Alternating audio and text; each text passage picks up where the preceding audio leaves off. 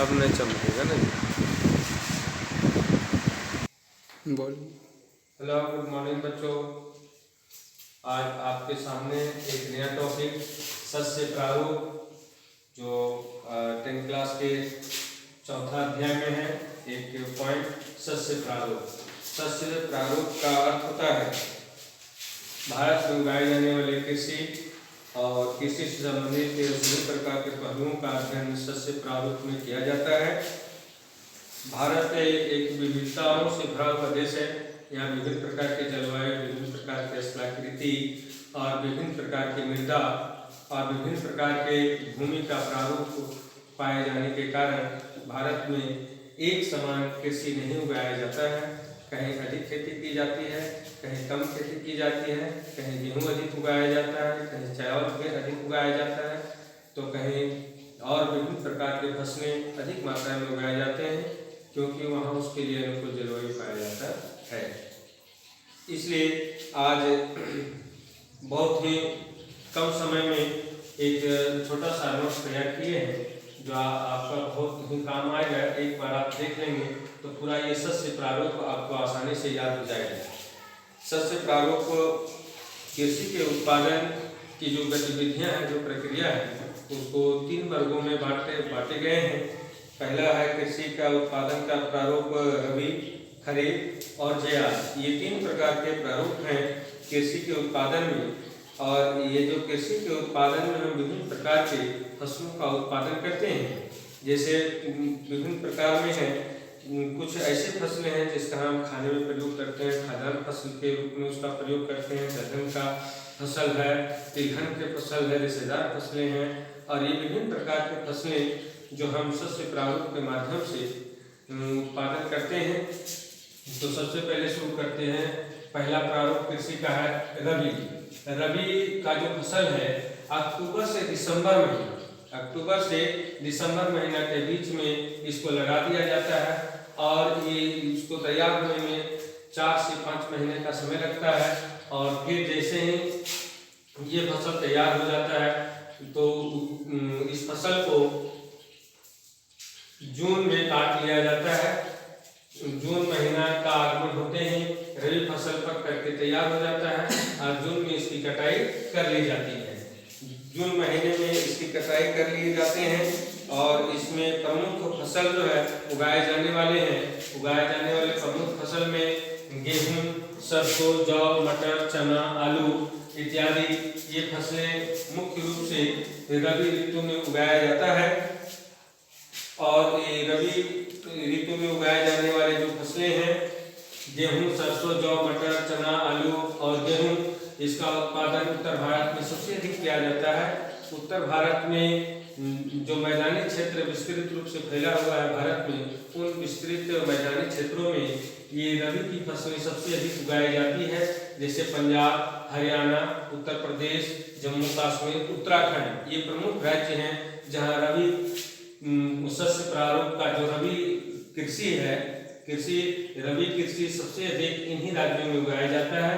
पंजाब, हरियाणा, उत्तर प्रदेश, जम्मू कश्मीर, उत्तराखंड इत्यादि राज्यों में। अब दूसरा बिंदु आता है खरीफ। खरीफ सस्य प्रारूप का कृषि के उत्पादन करने का दूसरा रूप है। खरीफ जैसे ही मानसून का पहला आगमन होता है, मानसून का जैसे ही पहला बौछार गिरता है, वैसे ही किसान अपने खेतों में काम करना शुरू कर देते हैं।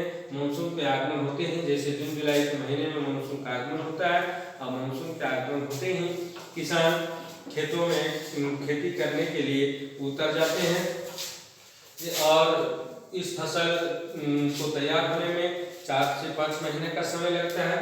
और जैसे ही ये फसल तैयार हो जाता है तो इस फसल की कटाई शीत ऋतु के आगमन होते ही, शीत ऋतु जैसे नवंबर दिसंबर में यह फसल तैयार हो जाता है और नवंबर-दिसंबर महीने से इस फसल की कटाई शुरू होने लगती है। नवंबर-दिसंबर महीने में इस फसल को काटना लोग शुरू कर देते हैं। और खरीफ जो ऋतु है कृषि का, इसमें मुख्य रूप से कौन कौन से फसलें बोई जाती है, उसमें प्रमुख फसल है धान, मक्का, ज्वार, बाजरा, मूंगफली, सोयाबीन, उड़द, कपास, जूट, अरहर मतलब राहर और मूंग का दाल, ये प्रमुख ऐसी फसलें हैं जो खरीफ ऋतु में बोया जाता है और उगाया जाता है। एक और इसमें खास बात है कि एक ऐसा फसल है धान जो साल भर में 3 बार खेती की जाती है एक ही फसल का, और ये उत्पादन करने वाले प्रमुख राज्य में है असम, पश्चिम बंगाल, उड़ीसा। ये एरो का चिन्ह दिया हुआ है। ये तीनों राज्यों में साल भर में 3 बार धान की फसल विशेष रूप से उगाया जाता है। और ये तीनों धान का जो किस्म है, पहला किस्म है औस, अमन और बोरो। ये 3 किस्में हैं जो मुख्य रूप से असम, पश्चिम बंगाल और उड़ीसा, ये तीनों राज्यों में उगाया जाता है। अब ये तीसरा प्रारूप है जियाद। जियाद एक ऐसा फसल है जो गर्मी के मौसम में लोगों को राहत देने के लिए इसकी खेती विशेष रूप से किया जाता है। और रबी और खरीफ के बीच जो गर्मी का मौसम होता है, इस गर्मी के मौसम में विशेष रूप से लोगों को राहत देने के लिए इन फसलों का उत्पादन किया जाता है। रबी और खरीफ के बीच गर्मी के समय में उगाए जाने वाले फसल को हम जियाद कहते हैं। जियाद में मुख्य रूप से खीरा, ककड़ी, तरबूजा, खरबूजा और हरी सब्जियां इत्यादि उगाए जाते हैं। ये जियाद है क्या? जियाद गर्मी का एक बीच का मौसम है और इस मौसम में विशेष रूप से गर्मी से बचने के लिए रसदार कुछ ऐसे फल हैं जो उगाए जाते हैं जिसमें नमी की मात्रा अधिक होता है। और मुख्य रूप से है खीरा, ककड़ी, तरबूजा, खरबूजा, हरी सब्जियां इत्यादि उगाए जाते हैं। अब आगे आपको एक नया टॉपिक जो मुख्य फसलें हैं उसके बारे में बताने जा रहे हैं। जाने वाले प्रमुख फसलें जो एक छोटा सा टॉपिक है और एक छोटा सा डायग्राम में सब आपको दिखा रहे हैं। सबसे पहले है खाद्य फसलें, खाद्यान्न फसलें, जिसको हम लोग भोजन के रूप में प्रयोग करते हैं, जिसके बिना मनुष्य जीवित नहीं रह सकता, उसे हम खाद्यान्न फसल कहते हैं। खाद्यान्न फसल 2 चावल और गेहूं। चावल मुख्य रूप से भारत में उगाया जाता है और चावल उगाए जाने में मुख्य भूमिका है आपका पंजाब, उड़ीसा, आंध्र प्रदेश, झारखंड और आज के डेट में पंजाब, हरियाणा में भी व्यापारिक रूप से धान की खेती की जाती है, चावल की खेती की जा रही है। इसके लिए प्रमुख भौगोलिक दशाओं में तापमान 25 डिग्री सेल्सियस से 27 डिग्री सेल्सियस तापमान, और ये शीतोष्ण जलवायु वाला फसल है धान। और ये वर्षा 100 सेंटीमीटर से 150 सेंटीमीटर औसत वार्षिक वर्षा में दोमट प्रकार की मृदा में धान की खेती की जाती है। दूसरा खाद्यान्न फसल है गेहूं। गेहूं के उत्पादन मुख्य रूप से भारत के मैदानी क्षेत्र में जैसे पंजाब, हरियाणा, उत्तर प्रदेश, बिहार इत्यादि राज्यों में सबसे अधिक उगाया जाता है। और इसके लिए खिली धूप की आवश्यकता होती है। शीत ऋतु होते हैं, ये इसका बीज लगाना शुरू कर देते हैं, खेती करना शुरू कर देते हैं। अधिक धूप के कारण इसका दाना चमकदार और कीड़े नहीं लगते हैं, इसलिए खिला धूप इसके लिए सबसे उपयुक्त माना जाता है। इसके लिए 75 डिग्री सेल्सियस 75 सेंटीमीटर औसत वार्षिक वर्षा होनी चाहिए और 25 से 27 डिग्री सेल्सियस तापमान, कहीं कहीं 30 डिग्री सेल्सियस तापमान में भी गेहूं की खेती की जाती है। पंजाब, हरियाणा, उत्तर प्रदेश, बिहार, राजस्थान और मध्य प्रदेश में गेहूं की खेती सबसे अधिक की जाती है। अब है मोटे अनाज। मोटे अनाज में मक्का, ज्वार और बाजरा। ये कठिन परिस्थिति में भी इनकी खेती आसानी से की जाती है।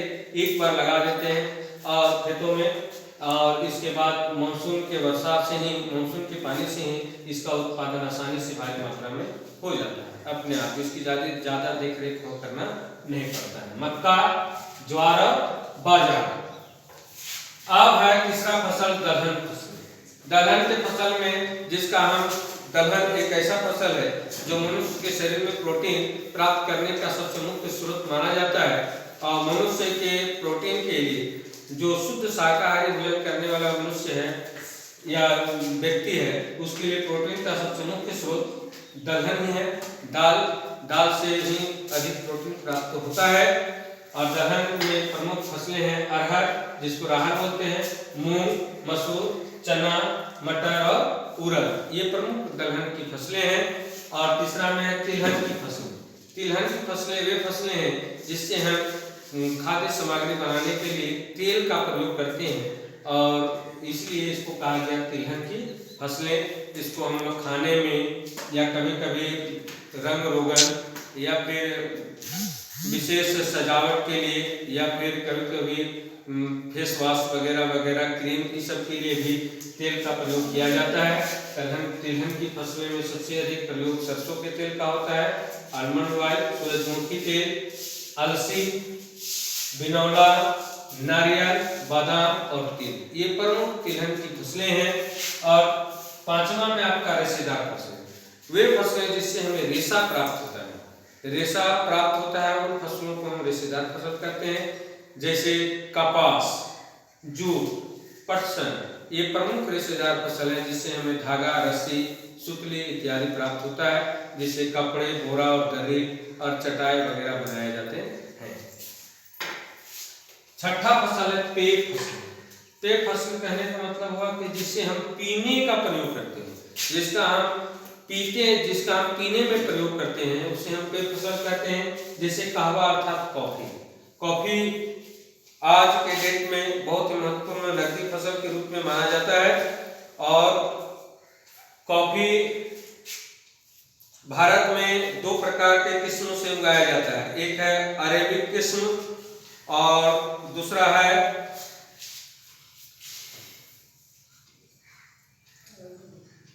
अरेबिक किस्म का रोबिक रोबिक और अरेबिक, ये दो किस्म उगाए जाते हैं भारत में कॉफी का। और दूसरा पेय फसल है चाय। चाय का उत्पादन सबसे अधिक असम, पश्चिम बंगाल और